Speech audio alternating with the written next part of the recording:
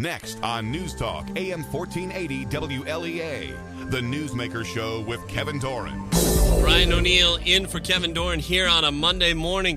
Former Senator George Winter back in the news as Winter heads up a new super PAC called Rescue New York to help Republican Rob Astorino in the governor's race. On to discuss that along with other issues of the day is Senator Winter along with Assemblyman Joe Giglio. Assemblyman, thanks for calling in. Oh, you're welcome, Brian. Thanks for having me. Senator Winter, thanks for joining us. Good to be with you, Brian. Senator Winter, both Salon and the New York Times both have written how they believe Governor Andrew Cuomo has not been good on the issue of open government and transparency. The Times Union says Cuomo's been having state employees' emails that are not considered important deleted after 90 days. And now Rob Astorino's campaign spokesperson, Jessica Proud, is saying that the governor's brushing off invitations for debates. Granted, Cuomo is the incumbent. Incumbents usually aren't thrilled with the idea of debating, but does this not wanting to debate contradict in any way the governor's original campaign talk about how he was going to be good on open government and transparency? Senator Winter. Well, certainly the governor has a responsibility, not necessarily to Rob Astorino to debate, but he has a responsibility to the taxpayers and the citizens of New York to debate. 4 years ago, we had a governor who had a 7-binder, triple-spaced platform of calling for the solution of about every problem ever known to man.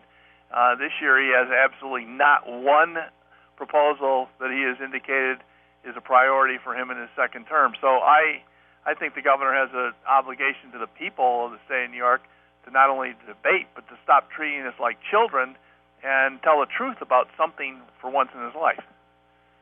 Assemblyman Giglio, I'm wondering, are your office emails automatically deleted after 3 months like they're doing at the governor's office, or is this just Governor Cuomo that's automatically deleting emails? Well, I can only tell you what I do know. We don't delete anything of that nature. We're not quite, I guess I'm not quite that sophisticated yet. I'd like to hear from everybody, and it's good to be able to respond quickly via the email. So, no, we don't delete anybody, even those that don't agree with us. So, Assemblyman, is there a double standard there where the governor's office gets to erase emails? Well, the governor has a lot of different standards, Brian. As you could tell, it's gone on and on. Yeah, the fact of the matter is he likes to say we work for the people, or I work for the people. Well, and we all do when you're in the legislature or in the executive branch. So, yeah, we work for the people. So if you don't like what they have to say, that's too bad. You still have to have that exchange with them so you know what everybody's thinking. And he was also written up for having his employees in the governor's office use BlackBerry. Senator Winter, you said this week on the Fred Dicker Show on Talk1300.com that Cuomo was hiding from the media because of the Moreland Commission. Yeah, all I know is there's a consistency of not being truthful with regard to what he's up to. In Moreland, he said that he would investigate all corruption wherever it led. We know that wasn't the truth. In fracking, he said that he was awaiting a health department study. We all know that that's been completed a long time ago, and that he says that science, not politics, will determine the decision on that going forward. And certainly we know that he takes his advice these days from Yoko Ono and now from Zephyr Teachout on that subject, and that we've had two distinguished studies already demonstrate that science is behind the issue of fracking. He told us that he would have mandate relief, and then he blamed that, and he said that there were 10,000 local government units when his own census people says that it's only 3,000. He just has an impulse to continue not to particularly tell the truth, which is a really cynical disregard for the public and the public's interest. So I'm not surprised with anything he's doing as it relates to hiding from the public, but it's becoming not only tiresome, but I just think it's just a significant disservice to the people of the state. Senator Winter, the state Democrats are calling for Rob Astorino to release the last 5 years of his tax records. And to be honest, they're kind of making it like he's trying to hide something. But Astorino says he's going to do that today. Your take on that whole back and forth? That's such nonsense. What a complete ridiculous distraction. With all the problems that we have in the state of New York, you he thinks that the people of the state of New York are interested in whether Rob Astorino made 10,000 here or 5,000 there, or on top of his salary as Westchester County executive. I mean, once again, it's a complete diversion, distraction, and again, answer the questions as to why the outflow of migration from the state is significantly higher than anybody else. Answer the question as to why the southern tier and other parts of upstate New York are stagnating with regard to their economy. Answer the question as to why he still backs Common Core and doesn't have any kind of a plan in which to improve our educational system in the state of New York. And answer those types of questions. Don't bother us with whether or not Rob Astorino has released his tax return. Tell us what you're paying on your real property taxes down in Westchester and those kind of things. I mean, those are distractions, and we need more solutions and answers to the real problems that we have in New York. Common Core question, and I'm glad you brought up the topic of Common Core, Senator Winter. It's being reported that a homeschooling family in New Jersey was told by a school superintendent in New Jersey that family must adhere to Common Core standards when they're teaching at home. Wondering, will that be the case in New York State, that homeschooling families are being told they have to teach Common Core? Assemblyman Giglio. That's kind of a very scary thing to think that could possibly happen. I haven't heard it yet in New York, but that wouldn't surprise me if we hear it in the near future. Of course, we'd be opposed to that. That's absolutely, ridiculous. We're battling Common Core on a bunch of fronts still. We won some of them, and we're going to continue to battle them. We're firm believers in local control, and the state can set the parameters, but the way they rushed in the Common Core and things like, and what they've done up till now has been a total failure. The teachers, the superintendents, the parents have all rebelled against it. So as we've worked very hard to change it and make it work better, the last thing I want them to do is to walk into somebody's home and tell people that are homeschooling how they're going to do it, and exactly how would they be able to measure it anyway. So it sounds to me to be pretty ridiculous, Brian. Senator Winter, Common Core, that's an issue that came about after you left the state Senate, but wondering what your thoughts are on it. Well, I'm not opposed to standards. I just think the implementation and rollout of Common Core and the attempted avoidance by the teachers union in particular as to any kind of effort to try to work to implement Common Core in any kind of effective way, I think has demonstrated that Common Core, the planning for Common Core, and again another federal mandate on the state of New York, has just been a bad process. But that does not diminish the fact that we certainly need higher standards in New York, and we certainly need to have a better quality control over the way we spend our education dollars. We're talking with former State Senator George Winter and Assemblyman Joe Giglio. Our conversation here on the Newsmaker Show continues in just a moment.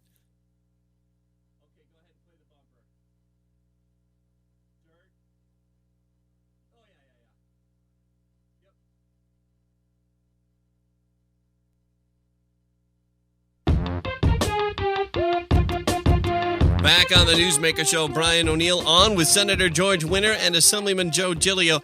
Senator Winter, Rob Astorino told the Business Council recently that he wants to deregulate New York State businesses and implement some tax relief, do some infrastructure work like fixing up bridges and roads and helping mass transit as well as helping agriculture and technological startups get going. While Governor Cuomo reportedly told the same crowd at the Business Council of how well things are going in New York State. Your thoughts on that, Senator Winter? Well, again, we've seen $160 million worth of advertising, which was diverted from Hurricane Sandy relief, devoted to tell everybody in the world how wonderful New York is. And I don't know where the governor, what state he's in. I mean, I don't know. He's never been to Elmira ever, so I don't know that he really knows what's going on in large parts of the state of New York. But it's most quality business organizational journals and the like rank New York as one of the least popular places to do business, rather than one of the most attractive to do business. So again, it gets back to the fact that the governor's just plain treating us like children and not telling us the truth. And while he can take credit for things like having some budgets on time, and certainly there's nothing wrong with that, the fact of the matter is that the economy, jobs, taxes are too high, and jobs are not here, and that we need help in that arena, and the governor's just not providing the leadership. Assemblyman Giglio. Yes, Brian. We have done some good things in the legislature and the Senate to improve the business climate, but as the senator points out, it hasn't been enough nor fast enough. We need to do a lot more to move this forward and to get going. And those of us that represent this part of the state speak often about the fact that China's not our competition, that Pennsylvania is, and that we have to have less rules and regulations and be able to be competitive with our neighboring states so that we can create opportunity and jobs. So that's where we keep trying to go as a Republican conference in the Assembly and through the leadership in the Senate as well. Governor Cuomo has been doing a lot of TV commercials. Many people see them at night on TV if they're watching the 6 o'clock or 6:30 news. The commercials are about how things are great economically in New York State. Some of these commercials are statewide. Some of them are seen nationwide. The slogan is, New York is open for business. Your thoughts on this commercial campaign by Governor Andrew Cuomo, Senator Winter? Again, I don't know what state he's representing. The expenditure of these $100 million worth of ads promoting the wonderful business climate in New York is just plain not telling the truth. And I just am disturbed that so many people in the state of New York might be misled by these types of advertisements, and the creation of another gimmick program such as Startup New York, which is a takeoff on prior Empire Zone programs, all of which are programs that are created to mask the fact that the disadvantages of doing business in New York require mitigation efforts such as Startup New York program or the Empire Zone program. It's because it is such a disadvantage to do business in New York, you have to create these types of government subsidies in order to get anybody to come into the state to do business. And so I just think no matter how many of the ads you do, it belies the fact that our economy, particularly our upstate economy, is seriously floundering. Our young people have a constant exodus from this state, and as a result, we're so far behind. So our competition, as the Assemblyman pointed out, competition like the state directly to the south of us. Senator, the tax breaks for businesses near SUNY's, State University of New York's, what do you think of that? Some people say that it's picking winners and losers. Others say it'll be good for places like Alfred. What do you think, Senator? It's a gimmick. Again, trying to mask the problem that our cost of doing business in New York is so disadvantaged to that of other states, whether it be tax rates, whether it be property taxes, whether it be energy costs, whether it be unemployment insurance, whether it be health insurance costs, you name it, we are at a disadvantage because our cost of doing business and therefore our bottom lines are not competitive with that of other states for doing business. That's why we have to create these types of gimmicks such as Startup New York, which, as you point out, picks winners and losers, but overall does not do anything to move the state forward. And I am told by economic development folks that the Startup New York program in particular is such a boondoggle that basically no one is really going to benefit from this, and it really sounds more like an electioneering type of program rather than a true economic development attempt at improving the business climate in New York.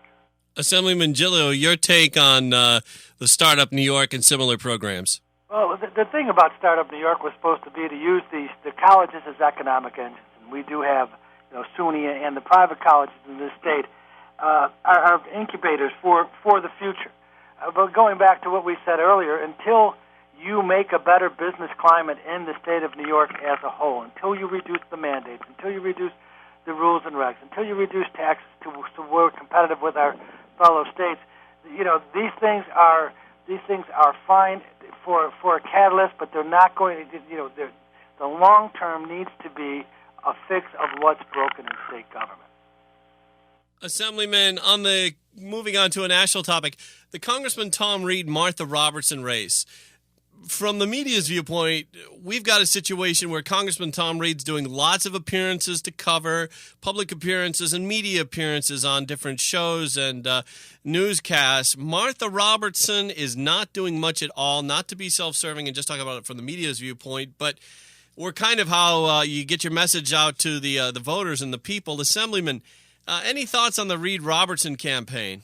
Well, obviously, I'm big for Tom Reed, and we've worked really close with him on a bunch of things, and I think he's a great congressman. I think that sometimes when you're trying to keep your message so narrow, you don't want the media to ask you questions. So therefore, you avoid the spotlight and you let the electronic media, your PR people, do the job and package you. I don't think Tom's afraid to go on shows or make public appearances and talk about what he's done in Congress and what he hopes to do when he's reelected. So, what I think is you get quote unquote Brian handlers, and I'm sure the handlers of this young lady are trying to keep the message as narrow as possible so that they don't stumble. Do you think that's because of Obama taking a dip in the polls? I'm sorry, Brian? Well, do you think that she's avoiding the press maybe because Obama's not terribly popular right now? Well, I'm sure she's avoiding the press for all kinds of reasons, and that might be one. Yeah, I'm kind of confused because WETM, Channel 18 in Elmira, is always calling her out for that. And, it's tough because I like to be as fair as possible and get both sides on, but by and large, every week that I try, she avoids it. Senator Winter, your thoughts on the Reed-Robertson race? Well, I think that the congressman has done a great job so far, and he's got a good deal of respect in Washington. He's a member of the Ways and Means Committee, and I think that he is in tune with the needs and represents the philosophy of his district far more than Martha Robertson. And so I think he's going to prevail, and I think he deserves to prevail because I think overall he's done a very credible job, and I think that this district needs someone who's more reflective of its philosophy, and I think he certainly generates that respect, and and I think represents the district much more to its to the way its makeup than Martha Robertson. Yeah, again, to our liberal listeners who might be tuning in this morning, I have no problem having Martha Robertson on, but she avoids the press like we're the plague. On the topic of fracking, which we talked about in the last segment, Senator Winter referenced that. As you know, Governor Cuomo has not made a decision yet on hydro fracking. Assemblyman Giglio, is that to you the same as saying no to fracking? I hope not. I think it's just a delaying tactic to wait till after the election to placate the left in New York City, where there will be no fracking. So I think that when the studies finally come out and see the light of day, and we've talked about that before, that they will show that it can be done and it can be done safely. And the DEC study and hopefully this health department study that nobody's seen yet will confirm that. Going beyond that, the President of the United States, I think, is a supporter of fracking. So I'm hoping that this comes about soon for our region that really can use, a good shot in the arm. Senator Winter, on the topic of fracking, I was talking to a person who's from around here who's now working in trucking in central Pennsylvania on different fracking projects, mostly Williamsport. And I said, what about the claim of that it's going to hurt the water? And he said, where they're drilling is too far from the water supply in every case that he could think of. Senator Winter, your thoughts there? Well, we had this week or last week two distinctive and distinguished studies come out. The first from National Science Foundation, which is the premier science organization pretty much in the country, if not maybe even in the world, came out and came to the conclusion that any groundwater or other contamination that occurred was a result of perhaps some well casing problems and some leaking, which was similar to what happened probably in Dimmock. But and then the Department of Energy came out and basically confirmed that with a study involving some problems in western Pennsylvania, And both of those organizations conclude that those issues, while they're not insignificant, are preventable with the higher level of regulation and inspection that New York will require and does require now, and that we haven't had any of those events occur in the state of New York, and we are not likely to have it because we will have a high level of regulation and a high level of inspection, and therefore I'm very comfortable that we can do fracking safely, and it will be such a benefit to the economy of the southern tier, much more so than any other proposals that are being kicked around, particularly things like casino gambling. Senator Winter, your website is rescueny.org. We've been pretty successful in our raising some money so far, but if we're going to continue to press forward to give the Astorino effort more of a boost, we certainly are going to need more resources. But we right now we've raised $625,000, which, for an independent expenditure committee, I think it's probably as much as anybody else has done, or if not more. And therefore, with some more resources, we can even move forward and spread our message even on a wider path.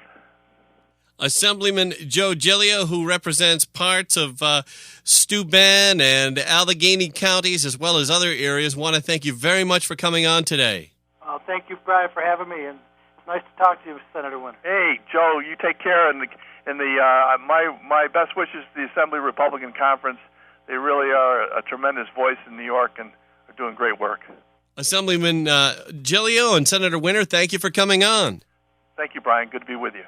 That's it for today's Newsmaker Show here on a Monday morning. I'm Brian O'Neill. NBC is next here on AM 1480 WLEA.